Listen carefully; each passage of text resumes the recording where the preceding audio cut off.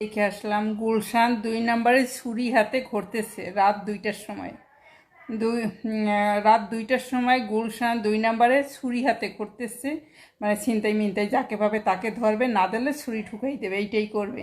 কিন্তু ওই যে অনেক কয়েকজন পরিচ্ছন্ন কর্মী, যেহেতু গুলশান এলাকা পরিচ্ছন্ন কর্মীর হাতে, তারা আবার লাঠি লাঠি দিয়ে তারা পিটাইয়া পুরো আদামরা বানাইছে। মরছে কি বাঁচতে দেই নাই ভিডিওটা।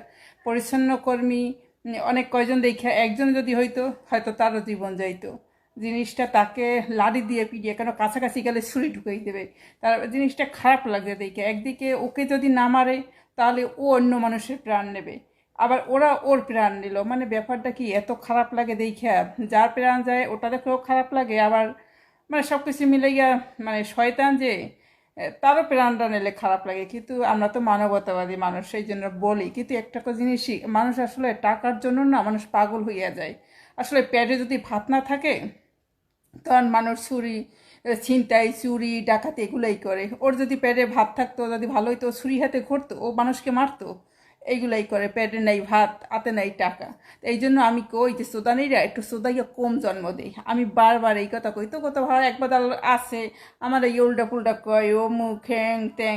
একটু সুদাইয়া কম জন্ম দেয়, খালি সুদাবি আর জন্ম দিবি, ওরা কি খাবে? শেষ পর্যন্ত ছিনতাই, অকালে প্রাণ ছড়িয়ে যায়। এ মারে ও মারে,